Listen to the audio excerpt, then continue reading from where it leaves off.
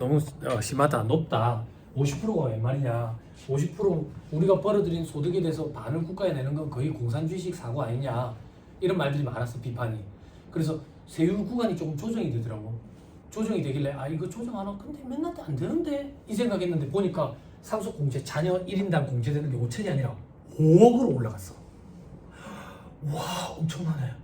근데 가만히 생각하니까 야 이 정도면 상속세가 없겠는데? 이게 30 먹힐 일이 없겠는데? 이랬는데 그게 안 됐어. 통과 안 됐어. 예, 기존대로 가. 기존대로. 그 변경이 없어. 변경이 없어. 자 밑에 볼게요. 주주 환원 촉진 세제 뭐 삭제, ISA 세제 지원 확대, 현행 유지. 그러니까 ISA 계좌 있죠. 그죠? 개인 종합 자산 관리 계좌. 여기 혜택 이거 혜택 더 늘리려 했거든. 혜택을 늘리려고 하려고 했는데 그래요. 왜 혜택을 늘리려 했는데 이제 금리가 제법 올라갔거든. 예전에 제로금리 시대에 이거 혜택이 있다 해가지고 했거든. ISA 계좌 처음 들어봐요. ISA 몰라요? 공동경비구역밖에 모르겠어요. 아니 개인 종합 자산 관리 계좌 이래가지고 여러분들은 그게 익숙하겠다. 그때 광고할 때 만능통장이라고 불렀어. 만능통장. 이게 왜 나왔냐면 한참 우리 제로금리 시대에 금리 맨날 떼도 안 하는데 은행에 예금을 좀 박아둬라. 그러면 그 이자 중에 일정 부분 200만 원, 400만 원까지는 과세를 안 하고 비과세를 하고 나머지 그 200만 원, 400만 원 초과하는 거는 9% 분리과세로 끝내줄게. 원래 금융소득의 원천징수세율은 15.4% 우리 지방세 뗍시다. 14%잖아 국세만 얘기하면. 근데 9% 혹은 그전 그 작은 금액은 비과세하니까 혜택이 있지 않느냐. 근데 제가 그때 이거 강의할 때 그랬다고. 하지 말라고. 별로라고. 왜 별론데? 이자 자체가 얼마 안 돼. 이자 자체가 얼마 안 되니까 이거 비과세 혜택 해봐야 맨날 안 되는 거야. 근데 이제 금리가 제법 올라왔지. 그리고 어떤 문제가 있는데 이자 자체가 맨날 안 돼가지고 재미가 없는데 그때 대대적으로 광고를 엄청나게 때렸어. 금융기관들마다. 그래서 가입한 사람이 되게 많았거든. 근데 이제 벌써 만기가 도래한 거야. 만기가 도래했는데 이제 욕이 나오는 거지. 괜히 쓰잘데기 없이 가입해가지고 돈도 안 되는데 이 말이 나온다고. 그래서 국가에서 이걸 이런 방식으로 변경을 했다고. 어떻게? ISA 계좌 만기 전환 금액을 만기된 금액을 개인연금저축계좌로 전환할 수 있게 제도를 만들어줬지. 그래서 개인연금저축계좌로 전환하려면 10% 한도 범위 내에서 단기에 불입한 개인연금으로 보고 세액공제 혜택을 준다고. 12%, 15% 이렇게 세액공제를. 그지? 그러니까 괜찮지. 괜찮지. 근데 이거를 한도를 확대를 하겠대. 그랬는데 이것도 뭐 현행 유지래. 그리고 통합고용세액공제 이거 현행 유지다. 자 넘어갑니다. 전자신고 세액공제 축소 뭐 이거 하려는 게 현행 유지죠. 현행 유지가 아니라 영구적으로 이제 이렇게 될 거예요. 법조문을 정비를 해가지고 항구적으로 해주는 걸로. 정부의 의견은 그거였어요. 전자신고가 이제 안정기에 접어들었으니까 이제 안 해줘도 되지 않느냐. 근데 세무사회에서 주장하는 거는 그것 때문에 했던 게 아니다. 그것 때문에 했던 게 아니라 우리가 납세 비용이 증가함에도 불구하고 정부에서 하고자 하는 제도에 우리가 동참했던 거다. 동참했던 거다. 그러니까 계속 해줘야 된다. 그렇게 주장했는데 받아들여졌더라고요. 이런 정치적인 과정이 있죠. 그래서 아마 계속 갈 거예요. 항구적으로 갈 거예요. 그리고 밑에 해외자원개발투자 세액공제 돼 있는데 해외자원개발 안 하죠. 자 밑에 부가가치세법 그죠? 신용카드 매출자별 발급세액공제 계속합니다. 1%로 축소될 거다. 이런 거 신경 쓰지 마세요. 제가 시험 준비할 때 내년에 1%로 줄어들 거다. 내년에 1%로 줄어들 거다. 그랬는데 귀찮았는지 2년 뒤에 1%로 줄어들 거다. 2년 뒤에 1%. 그래야 지금까지 오는 거예요. 그래서 고시생들한테 강의할 때도 그래요. 그냥 1.3%라만 암기해라. 응? 아니 세무사 2026년, 2027년부터는요. 그때까지 공부하고 있을래? 응? 1.3% 하고 차. 자 밑에 상속세 및 직연세법에 현행 유지한다. 국가에서. 그리고 상속세 자녀 공제 그죠? 5,000발을 해서 이걸 5억으로 늘려냈다니까. 와 진짜 큰 혜택인데 그냥 현행 유지. 그죠? 또 하나 의미 있는 건 동그라미 4번 최대 주주 중 보유주식 할증평가 폐지에서 유지. 그지? 요거 아시죠? 할증평가하는 거. 근데 중소기업은 할증평가 안 하고 있잖아. 그래서 이걸 계속 연장해 오고 있었거든요. 그래서 요번에 안이 어떻게 올라갔냐면 그냥 전체 다 할증평가라는 거 하지 말자. 이렇게 안이 올라갔는데 현행 유지. 현행 유지라는 얘기는 할증평가 하는 게 원칙인데 중소기업은 안 해.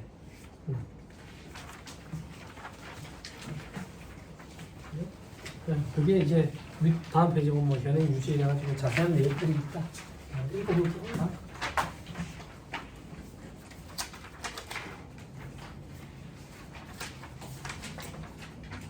없네요. 그 정도 하시죠. 네, 그 정도 하겠습니다. 자, 잘 먹겠습니다. 그죠? 경력이 짧으신 분들도 계시죠? 그죠? 쉬운 것도 할 겁니다. 어려운 것도 하고, 그죠? 예년처럼 뭐 고급반, 입문반, 기초반 이렇게 나눈 반이 아니기 때문에 여기 되게 다양하게 오셨거든요. 다양하게 오셨는데 그나마 좀 다행인 게 2달, 석 달 이런 분은 지금 안 계신 것 같네요. 그죠? 말 잘못했나? 계세요? 혹시? 2년 내만 몇 분 계셨죠? 그죠? 내 실력을 맹신하지 말고 쉽다라고 생각하지 말고 지출 증빙 실무를 강의라는 게 있어요. 그거부터 먼저 들어야 돼요. 물론 여기서는 잘 안 이루어져요. 수요가 잘 없으니까 찾아가 들으시고 이러한 지출이 있을 때 어떤 증빙을 모아야 되는지 그런 거 그걸 듣고 나면 이제 기초격리 실무라는 강의가 있어요. 그거 듣고 나면 이제 부가세 실무 강의, 결산 실무, 조정 실무 요거랑 별개로 원천세 실무, 연말정산 실무, 종소세 실무 이렇게 단계를 좀 밟아가지고 올라가. 그래 안 하면 지식이 산재에 있어가지고 적재적소에 못 뽑아낸다고. 강의할 때마다 항상 잔소리하는 게 있다고. 어떤 잔소리? 학자금. 회사에서 직원 자녀 학자금을 빌려줬대. 이건 법인세법상 특수관계에 대한 업무와 가지금에 해당됩니까? 라고 물어보면 경력이 많은 언니들이 그건 요건을 충족해야죠 세무사지. 어떤 요건이요? 그 교육이 업무와 관련 있는 교육이어야 되고 회사의 지급 기준에 따라서 지급이 이루어져야 되고 그 교육기간을 초과해서 교육이 끝나고 나서 돌아와서 근무하는 것을 조건으로 해야 됩니다. 요거는 근로소득 비과세 요건이야. 소득세법이라고. 소득세법. 그러니까 책을 보고 체계화된 공부를 안 하면 요렇게 된다고. 경력이 많이 쌓였을 때. 소득세법 지금 연말정산 해야 되는데 법인세가 막 떠오르고 있고 법인세 신고해야 되는데 연말정산 비과세 규정이 막 떠오르고 있고 막 이렇다고. 이게 정리하는 작업이 필요하다고. 책을 보고 좀 해야 돼. 자, 봅시다. 앞에 파트는 저는 금방금방 넘어갑니다. 그죠? 뭐 이제 강사분들 따라서 중소기업에 대해서 뭐 시간을 많이 할애해가지고 강의하시는 분들도 계시는데 저는 관심 없습니다. 중소기업인지 여부 어떻게 판단하는데 법제 사장한테 물어보는 게 제일 빨라요. 중소기업입니까? 네. 그럼 끝. 그렇죠? 그게 아니면 사이트 들어가서 중소기업에 거기 열거되어 있는지 그거 확인하면 그죠? 예, 그래서 뭐 그런 거 안 합니다. 자, 76페이지. 혹시나 경력이 짧으신 동생분들은 제가 읽어주는 건 다 출첵 안 해놓고 나중에 시간이 흘러서 다시 보면은 뭐가 조금 더 보일 거예요. 해도 될까요? 될까요? 그죠? 시계 한 번씩 보시고 동기부여되게. 와, 좀 있으면 밥 먹으러 가야 돼. 그죠? 식사하고 오시면 이제 조시겠죠? 자, 합시다. 부터 갑시다. 기업에게 의유와 목적도 있죠. 좋은 의유와 좋은 목적이 있을 겁니다. 그죠? 저 밑에 재무제표 우리가 늘상 보는 그거예요. 77페이지에 기업회계 기준의 체계가 잘 잡혀 있네요. 그죠? 밑에 재무회계 개념 체계, 개념 제가 없는 그게 개념이라고. 넘어가세요. 78페이지 한국적대 국제회계 기준 돼 있죠? 저한테 피드백 조금만 주세요. 나 IFRS 적용하는데 관리하고 있다. 우리 조직의 오너분만 한다. IFRS. 여기 지금 감사반연합회에서 오신 분들 계시잖아. 회계사님이 계시는데 IFRS 적용하는 데 없어요? 있어도 없고 없어도 없죠. 첫날이니까 없고 내일은 마지막 날이니까 없고. 계속 없고. 그죠? 그럼 나머지는 전부 다 일반 기업 회계 기준을 적용받으시는 거예요? 그럼 다시 들어보세요. 일반 기업 회계 기준에만 중소기업 회계처리 특례라는 게 있어요. 우리는 그 중소기업 회계처리 특례를 적용받기 때문에 회계처리가 아주 단순하고 편한 거예요. 그게 아니면요 복잡해요. 어느 정도로 복잡한데요? 회계 강의를 별도로 여러분들이 들으셔야 될 거예요. 그러니까 편의를 봐주고 있는 거예요. 무슨 말인지 이해하셨죠? 그러다 보니까 여러분들이 회계에 대한 중요성을 잘 못 느껴요.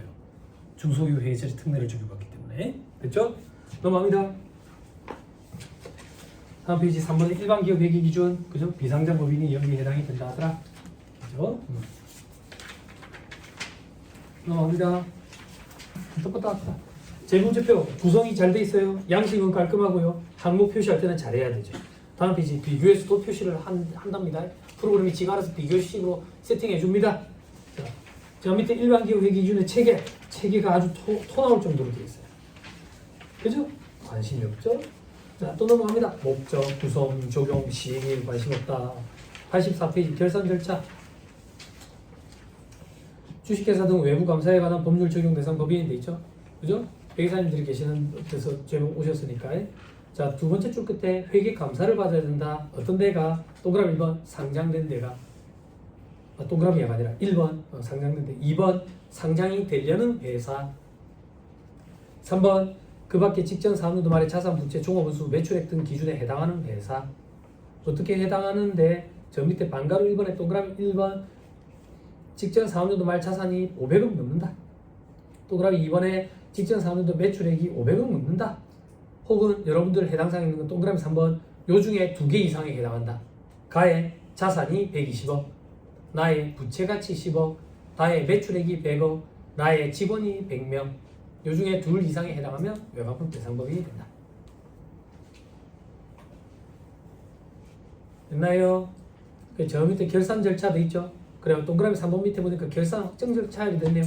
재무제표 작성, 이사가 작성한다. 우리가 작성하죠. 이사회 승인, 우리가 도장 찍죠. 내부 감사인의 감사, 우리가 도장 찍죠. 그죠? 정기 주총, 우리가 하죠. 그죠? 주총도 우리가 하고, 이사회도 우리가 하고, 우리도 엄청난 능력을 다 갖고 있어요. 그죠? 우리에게 맞는 도장이 있으니까. 그죠? 넘어갑니다. 87페이지. 괄호 3번 법인세 신고 납부 절차. 사업연도 종료일이 속하는 달의 말일로부터 3개월 그냥 이렇게 얘기한다. 3월 말까지 됐죠? 그렇죠? 납세지 본점 관할 세무서 첨부 서류에 이런 것들 첨부해야 되네. 재무상표표 포괄 손익계산서, 이익이념 처분계산서. 근데 현금으로 표는 외관법 대상법인만. 그리고 세무조정 계산서라는 거 제출한다. 됐죠? 여러분 지금 우리 어디 하고 있는지 알아요? 그죠? 자 밑에 분납 돼 있네. 분납은 조금 이따 살펴보자. 외관법 적용 제외법인 적용 제외법인 볼 필요 없습니다. 절차가 어디 있습니까? 우리가 다 아는데. 자 89페이지 법인세 신고 납부 요약하면 다음 것 같다. 그죠? 우리는 이거보다 더 요약합니다. 넘어갑니다. 90페이지. 자 3번에 신고 납부 기한 첫째 줄에 3개월, 성실신고 확인서 제출 시는 4개월. 성실신고 확인 대상 사업자. 됐죠? 성실신고는 별도의 시간을 할애해서 제가 강의를 할 겁니다. 소득세법부터 시작해서 법인세법까지 다 할 거예요. 자 다음 페이지 넘어갑니다. 4번에 법인세 신고 시 반드시 제출해야 되는 서류. 법인세 신고는 법인세 과표 및 세액신고서 1호서식이라고 표현하는 거 있죠. 여러분들이 일괄 출력 누를 때 표지 제외하고 나오는 거, 제일 첫 번째 장 나오는 거. 그죠? 동생들은 착각하더라. 1호서식이라는 이 호를 암기를 하면 유식해 보이는 건가요? 아니다. 그냥 서식 이름이 기니까 1호, 3호, 15, 50호 서식의 을 이렇게 표현하는 거지. 그런 거 암기할 필요까지는 없다. 그거 암기한다고 유식해 보이는 것도 아니다. 그죠? 법인세 과표 및 세액신고서에 다음 서류를 첨부해야 된다. 동그라미 1번 재무상표표 포괄손익계산서, 2번 이익이념 처분계산서. 그죠? 3번 세무조정계산서, 사무서식이라고 표현하는 거 있죠. 두 번째 장에 나오는 거 법인세 과표 및 세액조정계산서. 4번 현금으로 표는 외관법 대상법인만. 동그라미 5번에 나머지 부속 서류 이런 것들. 그리고 동그라미 6번 표준 양식 있죠. 표준 있죠. 그죠? 이 표준 양식 할 때도 양식이 해마다 조금씩 변경이 되는지 살펴봐야 돼요. 그죠? 만약에 예를 들어서 손익계산서의 매출액이다. 과거에는 그냥 매출액이었는데 이게 국내 매출액과 해외 매출액으로 쪼개졌다. 벌써 몇 년 됐죠. 그죠? 그러면 우리는 비교 공시를 해야 되니까 전년도 것도 자료를 가가지고 쪼개야 돼. 어떻게 쪼개는데요? 업체 전화해서 쪼개달라야지 뭐. 그래. 그죠? 그렇게 쪼개가지고 비교 공시 때문에 서식이 바뀌는지 확인을 한 번씩 하자. 확인을. 그죠? 여러분들은 표준 재무제표를 두드리 넣을 일은 없죠. 다 불러오게 하고 저장하고 닫죠. 그죠? 근데 세무사님들이나 회계사님들은 외부조정업체 이런 데는 아마 재무제표를 그대로 엑셀 파일로 받아가지고 두드리 넣을 거예요. 아니면 그런 경우가 있을 거예요. 여기 회계법인에서 오신 분들 계시죠? 그죠? 회계법인에서 오면 우리 실질적으로 다 독립채산자잖아. 응? 그러면 이제 법인세 신고할 때 돌아가면서 한다고. 돌아가서 어떻게 하냐면 회계사님들, 세무사님들이 모여가 가위바위보를 해. 가위바위보! 이래가지고 올해는 너희 사무실에 해라. 내년에 너그 사무실에서 해라 이렇게 한다고. 그러면 이제 법인세 신고할 때 합쳐야 될 거 아니야. 합쳐야 되는데 어디는 세무사랑이고 어디는 도전인 거야. 그럴 때 이걸 두드리 넣을 일이 생겨. 호환이 안 돼가지고. 근데 어떨 때 호환이 안 되지? 도전에서 세무사랑은 되지. 세무사랑에서 도전이 안 되지. 그죠? 그죠? 기술력이 떨어져서 그럴까? 어? 그런 기술이 안 될까? 그런 게 진입장벽이지. 흥선대원군처럼. 그죠? 미국에 그 지금 흥선대원군이 납치했잖아. 세국 정책을 피우고 있잖아. 전기차 이제 박살난 거야. 이제. 어떻게? 미국 멕시코 봐봐. 바로 발 빠르게 움직이잖아. 예전에 한번 당해봤거든. 관세 장벽.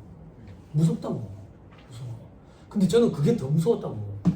다 여자가 될 거라고 생각했다고. 안 그래? 그래서 유명 연예인들도 팝스타들도 그 유세 현장에 나와가지고 막 지지하고 그랬는데 유일하게 한 사람만 갑자기 남자가 될 거라고 막 유세장에 나타났다고. 그 화성 개발하려는 사람이 있다고. 전기차 판돈 가지고 화성 개발. 근데 갑자기 남자가 된 거야. 깜짝 놀랐지. 그래도 우리나라보다는 선진국이잖아. 근데 그 여론조사가 그렇게 뒤집힐 정도의 결과가 나온다는 게 조금 납득이 안 되긴 하는데 이해도 안 되고. 근데 그 남자는 어떻게 알고 미래를 진짜 갔다 왔는지. 그 제가 농담으로 그랬다고 여기 고시생들 상대로 강의할 때 봐봐라. 그 흥선대원군이 그 한 자리 줄 끼다 이랬는데 봐봐. 우리나라로 따지면 장관 자리 한 자리 줬잖아. 미래 어쩌고 저쩌고. 미래 화성 개발할 거니까. 하이퍼루프를 이제 화성에다 놓을 거 아니야. 스페이스 X가 자꾸 왔다 갔다 하잖아. 무슨 말인지 모르시겠죠? 제 개그를 이해하시려면 사회 다방면에 방대한 지식이 필요해요. 대신에 여러분 질문을 하지 마세요. 아주 얕아요. 제가 그러니까 당황하니까 질문을 하지 마세요. 아니 아무튼 좀 놀랐어요. 그 사람 어떤 성견지명이 있길래 저렇게 대대적으로 지원을 할까 그랬는데 아무튼 표준 재무제표가 이런 거다. 표준 재무제표고. 자 그리고 동그라미 7번에 경비 등 송금명세서 아시죠? 그죠? 4대 법적 증명을 수취하기 조금 어려운 그런 거래에 있어서 계좌이체를 쏘고 경비 등 송금명세서를 작성하면 인정이 되죠. 그죠? 동그라미 8번에 전산조직 운영명세서 저도 잘 모릅니다. 클릭해서 들어가서 불러오기 하고 저장하고 닫는 그거. 요즘 학생들은 배운대요. 학교에서 뭐 C++. 저는 요거밖에 몰라요. 1++ 이거밖에 모르는데 이 뭐 프로그램 언어 뭐 이런 거 있대. 자 넘어갑니다. 92페이지에 기타 주요 제출 서류에 괄호 2번 보세요. 해외 직접 투자를 했대. 해외 직접 투자를 한 내국법인은 사업연도 종료 이후 6개월까지 요 서류를 제출을 해야 한다.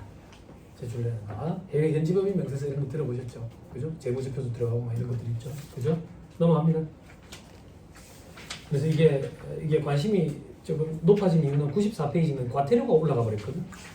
과거에는 과태료가 이 정도는 안 됐는데 뭐 1,000만 원이 웬 말이야 이래가지고 그래서 이게 조금 더 신경을 써야 되는. 그래서 95페이지 보면 해외 현지법인 명세서 이렇게 있고 그죠? 자, 요 얘기 조금만 드릴게요. 요거 관련돼 가지고 그 해외 금융계좌를 갖고 있으면 이제 금융감독원이라든지 이런 데 통해 가지고 국세청에서 연락이 와가지고 지금 금융소득에 대해서 과세되는 추징되는 그런 케이스들이 좀 있더라고요. 그래서 그런 경우는 또 어떤 케이스인가 뭐 상담 의뢰가 와가지고 제가 실제 경험한 거를 좀 말씀을 드리면 노부부야. 노부부인데 어떻게 뭐 이렇게 뭐라 해야 되지? 노후 준비를 착실히 잘 하셨는지 평소에 이렇게 이런 걸 보면 되게 깔끔하게 이렇게 댕기죠. 자식들도 다 여의 나놓고. 근데 이제 사모님 명의로 금융소득 해외 금융계좌가 있어가지고 금융소득이 포착이 돼가지고 종소세가 이제 과세가 된 거야. 추징이 됐다고.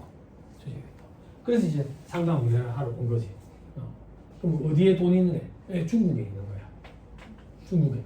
중국에는 왜 돈이 있는데? 아저씨가 예전에 중국에서 일을 했던 거야. 아저씨가. 그때 시대 상황이 어떤 시대 상황인데? 우리 지금은 이제 많이 달라졌는데 예전에는 대기업체 무조건 대기업체 어떻게든 길을 쓰고 대기업체 들어가서 거기서 이제 나가게 되면 1차 벤더 그러면서 거기 인맥을 가지고 동원을 해가지고 몇 년 버티고 또 2차 벤더 이런 식으로 해왔었잖아. 요즘 애들은 안 그렇거든요. 요즘에는 눈을 낮춰가지고 입사를 한다 이런 개념이 없고 어디든 뛰어들어요 애들이. 입사를 해가지고 거기서 커리어를 쌓아서 자꾸 나은 데로 가요. 대학생들부터 보면 이제 확 달라졌어요. 아무튼 그렇게 해오다가 마지막에는 딜이 들어간다고. 어떻게? 올해까지 하고 그만할래? 아니면 한 3년 더 연장해 줄게. 3년 더 연장해 주는 조건은 뭔데? 해외 나가야 된다. 해외 한참 많았어. 그때 베트남이 되게 많았어. 베트남 뭐 공장장 뭐 이런 명목으로 해가지고 그럼 가면 일은 안 해. 일은 안 하고 그 현지에서 뭘로 앞으로 먹고 살 건지 계속 구상하는 거야. 그래가지고 펜션을 차려가지고 관광객들 상대로 장사하면서 눌러앉는 사람도 많고 많아. 연배가 있으신 분들 중에. 그러니까 이제 이분들도 그렇게 생각을 했던 거야. 그렇게 생각을 해가지고 그때 이제 보행연봉을 받고 있었는데 사장님 명의로 통장을 개설해가지고 중국은행에다가 박아준 거지. 왜? 그때 시대 상황이 우리나라는 제로금리 시대였다고. 금리가 몇 날 때도 안 하니까. 그래가지고 해외에 이제 박아둔 거지. 왜? 거기서 이제 노후에 사실라고. 자식들도 다 여행했으니까. 그랬는데 상황이 생각해보니까 여의치 않거든. 그래 들어오게 되는 거야. 들어오게 되는 거야. 그러면 들어오게 되면 돈은 금리가 그거 세니까 돈 당장 뭐 급하게 목돈이 필요한 것도 아니니까 그 박아주는 거지. 그러다가 이제 금리가 세가지고 이자가 포착이 되니까 종합과세 되면서 추징이 되는 거야. 근데 이제 우리나라도 금리가 제법 올라갔고 어차피 추징이 되네. 그럼 이제 갖고 들어오고 싶어 한다고. 갖고 들어오고 싶어 하는데 그게 그 나라 법에 의해서 그런 건지 모르겠지만 거기서 이 사장님이 그 돈을 갖고 들어오려면 자기 명의로 돌려가지고 갖고 들어와야 돼. 그럼 자기 명의로 돌려가지고 갖고 들어왔을 때 증여세 과세 문제가 생길 수 있다. 그런 일들이 좀 생기더라고요. 요즘 보니까. 그것도 뭐 있는 분들이 있다. 이제 뭐 어떻게 보면 이제 행복하고 고민일 수도 있지. 해외 금융 계좌가 그런 식으로 포착이 돼가지고 그 이후부터는 계속 보는 거지. 계속 보는 거지. 그래서 그럴 때는 좀 FM으로 신고를 하셔야 된다라고 얘기하고 저는 원래 신고를 할 때 조금 보수적으로 하는 입장이에요. 저는 보수적으로 뭐 거래처가 그래 많지도 않지만 보수적으로 어떻게 보수적으로 할 수 있는데 휘둘리지 않거든요. 저는 휘둘릴 만큼의 수수료를 많이 주는 업체가 없어요. 믿어줘요. 어떤 사람들이 세무사를 잘 믿어주는데 한번 맞아본 사람이 세무사를 한번 맞아본 업체는 참 일할 때 좋아요. 그죠? 그죠? 한 4억씩 이렇게 추징되면 뭐 일할 때 참 좋죠. 그죠? 세금이 많다 적다 이런 얘기가 없죠. 그죠? 제일 짜증날 때가 언제예요? 부가세 신고할 때 세금 많다고 줄이달라 한다고. 부가세를 어떻게 줄여줄 끼고? 그죠? 그럼 그거 다 되고 사장님 부가세는요 남의 돈을 대신 받아서 내는 형태이기 때문에 줄일 수 있는 세금이 아닙니다. 물론 경감무제세라는 게 있지만 맨날 때도 안 합니다. 그래서 사업주들 중에 부가세 납부 금액이 부담스러우신 사업주들은 통장을 별도로 해가지고 부가세만 따로 모아놓습니다.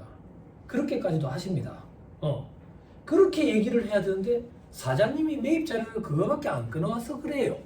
이렇게 얘기를 하기 때문에 사업주들이 그거 지금이라도 끊어올 때 있는데 끊어다 주면 그거 저기 입력해줄 거가 넣어드릴게 걱정하지 마세요. 그러면 어디 농산물 농해시장 이런 데 가가지고 공을 한 개씩 더 붙여 오는 거야.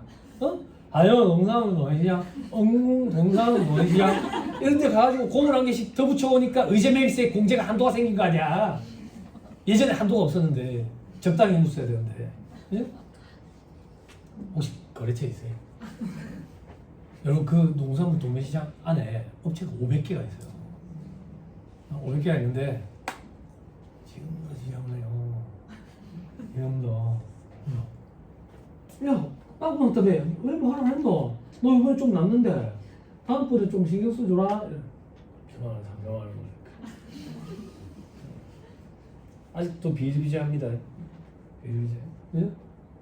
그럼 세무사가 신고할 때 리스크가 또 않겠어? 응?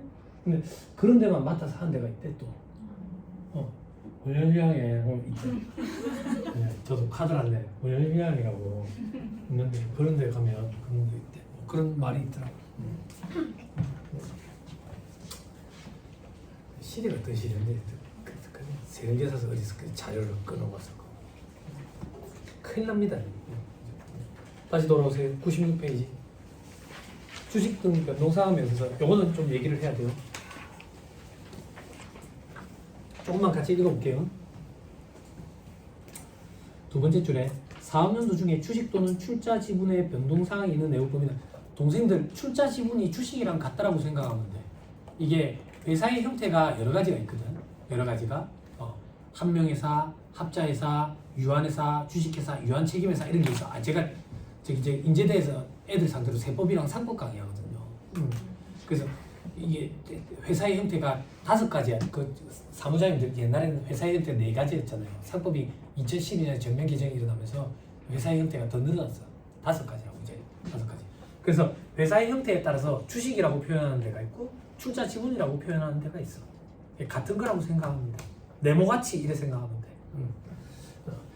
이 변동사항이 있으면 내부법인은 법인세 신고 기한까지, 즉 3월 말까지 주식 등 변동사항 명세서라는 걸 제출을 해야 돼. 그럼 거기에 뭐가 있냐면 누가 누구한테 어떻게 옮겼냐, 왜 옮겼냐, 돈 받고 팔았냐, 그냥 넘겨줬냐, 죽으면서 넘겨준 거냐, 얼마만큼 넘겼냐, 이런 것들이 나와.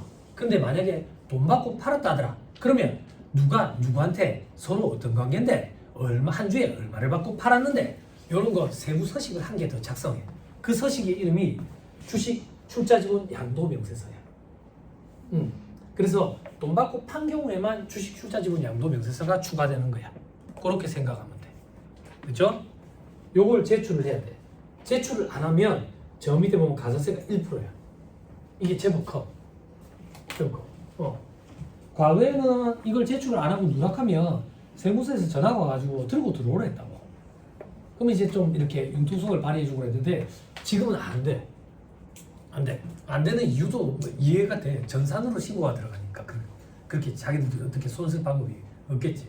그래서 이거 안 봐주니까 해마다 꼼꼼하게 잘 챙겨야 돼.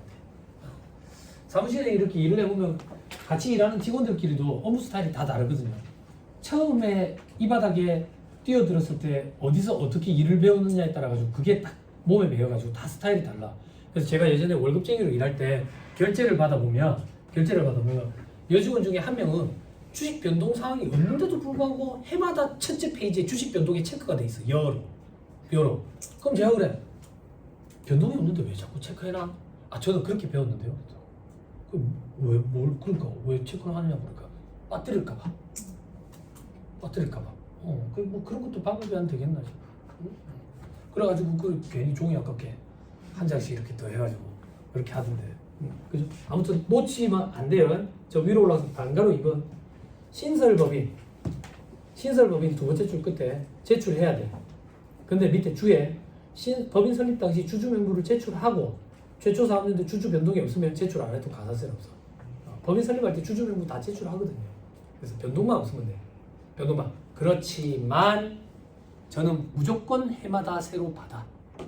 전화를 하면 외부조정업체 세무사님 이번에 주주 변동 없습니다. 네, 없으면 없는 그 기준으로 해가지고 주주 명부 좀 보내주세요. 네? 그죠? 여기 이제 사무장님들 계시니까 여기 같이 일하는 직원분들은 아마 트레이닝을 많이 받으셨을 거예요. 어떤 트레이닝? 절대 사업주만은 믿으면 안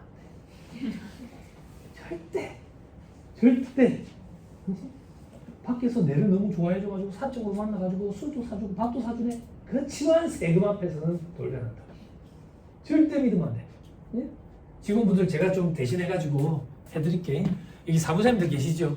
사무장님들 요즘에는요 카톡 다 해야 돼요. 그리고 네이트온도 해야 됩니다. 직원들 카톡이랑 네이트온 해야 됩니다. 그러니까 업무 시간에 카톡 네이트온 하는 거 뭐라 하지 마세요. 직원분들 요즘에 거래처 사장이랑 카톡으로 다 연락 주고받죠. 나쁘서도 카톡으로 다 주고받고 피곤하죠. 친구 아닌데. 카톡은 친구들끼리 하는 건데 친구 아닌데. 그치? 근데 인터넷이 잘 돼 있으니까 이제 일과 놀이의 경계가 무너져가지고 전부 일이지. 주말에도 일해야 되고. 그치? 우리 회계사님 먹고 살려면 내가 주말에라도 전화를 받아줘야지. 그래 전화를 받지. 그치? 그럼 다음에 담당자가 바뀌었을 때 그 담당자가 죽는 거야. 나 주말에도 다 전화 받아줬다고. 죽는 거지. 응? 그럼 주말에 전화 안 받을 수는 없잖아요. 전화 다 오면 이렇게 얘기하면 돼. 여기 있다고. 여기 있다고. 욕 많이 나갈 줄 알고 바로 끝낸다고. 응? 사업주랑 앞으로 자료를 어떻게 할 건지에 관련돼 가지고 얘기를 하면 그걸 카톡으로 주고받을 거 아니야. 그 카톡 화면을 캡처를 해서 출력을 해서 사무실에 보관하는 세무조정 계산서 있지. 업체에 보내는 거 말고 사무실에 보관하는 세무조정 계산서에 첨부를 다 해. 딴 말 못하게. 응? 우리가 한 달에 수수료 그거 받고 그렇게 책임까지 못 져준다고 기억도 안 나. 기억도 안 나. 그럼 통화를 하면 어떻게 한대요? 저는 어떻게 하냐면 통화를 하잖아. 그럼 통화 말미에 사장님 우리 방금 통화했던 내용 제가 요약 정리해가 카톡 보내드릴게요. 이렇게. 그래서 요약 정리해가 카톡 보내고 캡처해서 첨부해놔. 저희 사무실 직원들은 몇 시, 몇 월 며칠 몇 시 몇 분 통화 내역 이래가지고 그 첨부 다 한다고. 딴소리 한다고. 절대 믿으면 안 된다고. 절대. 첨부 무조건 해야 된다고. 그래서 네이톤이랑 카톡을 무조건 해야 돼. 됐죠? 사무장님들 계시는데 제가 얘기 대신 해줬죠? 그러니까 네이톤 이제 반투명으로 하지 마. 눈 아파. 글자 색깔 파란색으로 바꾸지 마. 눈 아프잖아. 그죠? 전부 다 하세요. 그죠? 그런 사업주도 있어요. 정리를 하지 못해서 그렇지 증빙이 있으니까 일단 넣어라 이렇게 하는 사업주들도 있어요. 그죠? 주의해야 돼요. 그럴 때. 그럴 때는 항상 필담을 나누세요. 그죠? 그리고 또 뭐 주의해야 되는데 조심스러운데 언니 경력이 얼마나 되세요? 뭐냐? 기말제고 어떻게 잡아요? 응. 아니 써달라 하세요. 카톡으로. 네. 기말제고 여러분들이 잡으면 안 돼요. 그죠? 외상대 어떻게 맞춰요? 그만 12월 한 달치 정도? 한 달치 정도가 얼마인지 써서 보내달라 하세요. 그죠? 기말제고 12월 한 달치 정도만 잡아놔 주세요. 아니 써서 카톡으로라도 보내달라 하세요. 됐죠? 기말제고 과대 계상되면 어떤 문제 있는지 알고 계시죠? 그죠? 입금산이 상해 처분되잖아. 그 불이익을 어떻게 할 건데? 사업주들은 나중에 이래 얘기한다고. 너가 시킨 대로 했는데 왜 이런 데 간다고. 시킨 대로 한 적 없어. 근데 항상 그래 얘기한다. 항상. 그죠? 눈으로 보이는 증빙을 딱 갖춰놔야 돼. 기말 재고는 여러분들이 잡는 게 아니에요. 재고조사 할 거예요. 한 달에 10만 원인데? 가가지고 박스 땡겨 올라타고 다닐 거예요? 비어가지고 뚝 떨어져야 다리 부러지는데? 그죠? 하나만 더 얘기할까? 아니, 언니 그만 얘기할까? 언니 주행일지 누가 써줘요? 주행일지 안 써요. 1,500만 원까지만 할 거예요? 주행일지 누가 써요? 주행일지 누가 써요? 안 돼요. 주행일지를 왜 우리가 써요? 응? 주행일지를 써주신다고? 혹시 공인인증서도 갖고 있어요? 공인인증서 우리가 왜 갖고 있어요? 세발할 거예요 우리가? 여기 맨날 마이너스 치는 데인데 끊고 마이너스 치고 끊고 마이너스 치고 우리 잘못 끊으면 어떻게 할 건데? 공인인증서 그럼 우리가 왜 갖고 있는데? 아니 쌤쌤 걱정하지 마세요. 보안카드는 왜 갖고 있는데요? 아니 우리가 그런 책임까지 어떻게 했죠? 응? 아 그러면 업체가 딴 데로 가는데요? 저는 안 봤대. 물론 입장이 다른 건 알고 있죠. 입장이 다른 건 알고 있는데 근데 저는 그거는 좀 아닌 것 같은데. 세형계산서 대신 발급해준다? 응? 한 달에 한 번 발급하나? 공인인증서 안 돼. 보안카드도 안 돼. 절대. 예전 업체는 그렇게 해줬다던데 저는 장병호라는 사람이 예전 업체라는 사람이 아니라고. 나는 안 된다고. 그냥 주행일지를 왜 우리가 쓰는데? 안 그래? 그래? 그럼 전화해서 물어봐요. 어디 갔다 왔냐고? 혹시 어린이집 애 데려다 줄 때 타고 다닌 거 아니죠? 법인카드는 썼냐고? 기름 한번 넣은 적 있냐고? 그런 거 물어봐요. 너 차가 어린이 대공원 앞에 되어 있던데? 주행일지를 왜 우리가 써요? 엑셀 양식도 잘 돼 있는데 보내줘가지고 쓰거나 하지. 그죠? 그럼 엑셀 양식으로 보내주면 만약에 저는 한 해 한 3만 5천에서 4만 뛰거든요.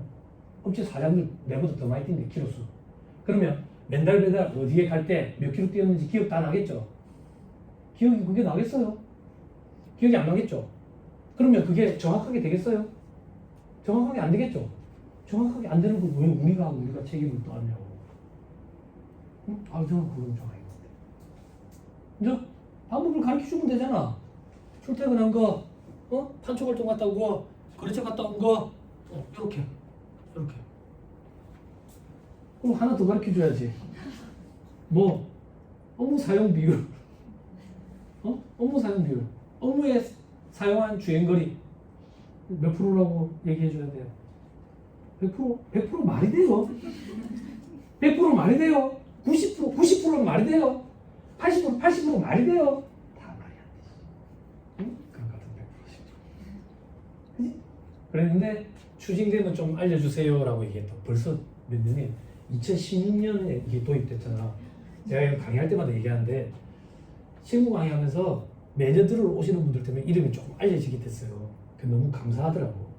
2015년 말에 실무 강의 하는데 부산에서 할 때 내년부터 어떻게 해야 되냐고 그러더라고. 뭐를 그러니까 업무용수공차 내가 어떻게 하려고 그랬다고. 시작도 안 했는데 얘기도 아무것도 없는데 아직. 그때 삐끼신 거예요. 그래서 그때 제가 뭘 했냐면 그때는 촬영 안 할 테니까 오늘 여기서 결정 내자 우리 모인 사람들끼리 어떤 결정 몇 프로라고 넣을 건지. 중에 이제 어떻게 그걸 파악을 하냐고. 그래서 그날 우리가 결정이 뭐라고 났냐면 100%라고 결정이 났어요. 왜 100%라고 결정이 났는데 한 분이 피드백을 줬는데 거래처 사장한테 미리 알려줬는데 거래처 사장이 그럼 100%라고 넣어줘 그러더래. 걸리면 걸리는 대로. 그럼 90%는 사실이고 80%는 사실이냐? 사실이 아니지. 그 얘기를 듣는데 현명하더라고. 그리고 자신이 있었어요. 어떤 자신? 그거 가지고 추징 안 나올 것 같더라고요. 돈 얼마 안 되니까. 물론 요즘에는 그런 말 못해요. 제가 직접 경험했기 때문에. 뭘 경험했는데 컴퓨터 중고로 100만 원짜리 한 세트 샀거든요. 부가세 얼마예요? 100만 원. 세무서에 전화 가지고 상세내역 보내달래요. 10만 원. 제가 직접 전화 받았어요. 그러니까 이제 그런 말을 못 하겠는 거예요. 얼마 이상이면 뭐 불안하고 얼마 이상이면 괜찮고 그런 말 이제 못 하는 거죠. 못 하는 거예요. 근데 그때는 자신이 있었어요. 이거는 봅시다.